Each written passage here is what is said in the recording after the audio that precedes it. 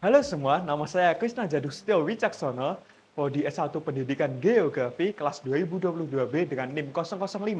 Kalian tahu nggak sih bagaimana bahasa Indonesia bermula? Atau bagaimana bahasa Indonesia tercipta? Dan apakah yang menjadi keunggulan bahasa Indonesia di masa mendatang? Mari kita bahas.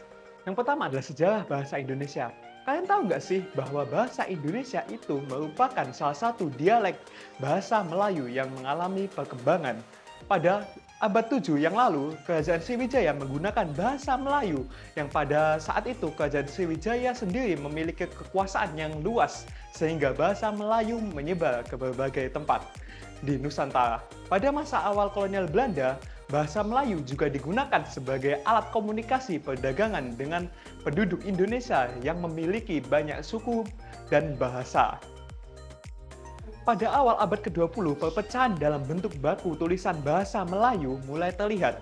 Pada 1901, Indonesia mengadopsi ejaan Van Opposition dan pada 1904, Persekutuan Tanah Melayu di bawah Inggris mengadopsi ejaan Wilkinson. Ejaan Van Opposition diawali dari penyusunan kitab logat Melayu dan Van Opposition dibantu oleh Nawawi Sultan Makmur dan Muhammad Taib Sultan Ibrahim. Kemudian, pada saat Kongres Pemuda kedua, tanggal 28 Oktober 1928, bahasa Melayu diubah menjadi bahasa Indonesia dan digunakan sebagai bahasa persatuan atau bahasa nasional bangsa Indonesia. Setelah bangsa Indonesia memproklamasikan kemerdekaan, bahasa Indonesia juga ikut mengalami perkembangan. Hingga saat ini, seperti adanya perubahan ejaan dari ejaan Van Opposition, ejaan Suwandi, ejaan yang disempurnakan EYD, hingga sekarang yang berlaku adalah ejaan Bahasa Indonesia EBI.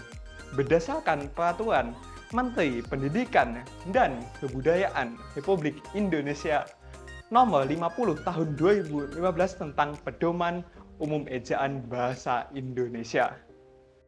Kedua, keunggulan bahasa Indonesia. Bahasa Indonesia berkedudukan sebagai bahasa nasional dan bahasa resmi negara. Dalam kedudukannya sebagai bahasa nasional, bahasa Indonesia berfungsi sebagai sarana pemersatu berbagai suku bangsa dan sebagai sarana komunikasi antar daerah dan antar budaya daerah. Bahkan kalian tahu nggak sih bahasa Indonesia juga dijadikan salah satu mata pelajaran wajib di beberapa negara. Contohnya negara Australia. Di sana siswa SMP wajib mempelajari bahasa Indonesia sampai kelas 8. Pada tingkat selanjutnya, siswa bebas memilih apakah mau melanjutkan belajar bahasa atau mengambil mapel yang lain. Ada sekitar 56 negara dan 222 lembaga bahasa di dunia yang saat ini tengah mempelajari bahasa Indonesia, baik secara formal maupun non-formal. Potensial tersebut bisa menjadikan bahasa Indonesia sebagai bahasa internasional. Wah, gimana kalau bahasa Indonesia menjadi bahasa internasional? Ketiga, prospek bahasa Indonesia di masa mendatang.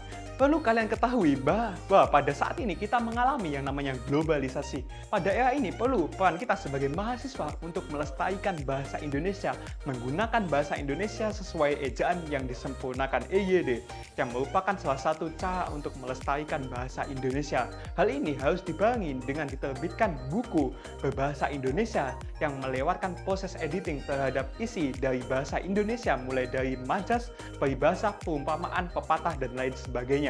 Menjadikan bahasa Indonesia sebagai mata pelajaran wajib di semua institusi pendidikan di Indonesia sebagai wujud bahwa mereka dapat menggunakan dan menerapkan kemampuan bahasa Indonesia dengan baik dan benar. Oke teman-teman, mungkin itu saja video dari saya. Mohon maaf jika ada kata-kata yang salah. Kata-kata terakhir dari saya, hidup itu realita bukan sebatas fata morgana. Jadi jangan gunakan waktumu untuk hal yang sia-sia. Mungkin itu saja dari saya Krisna, dan sampai jumpa. Dadah!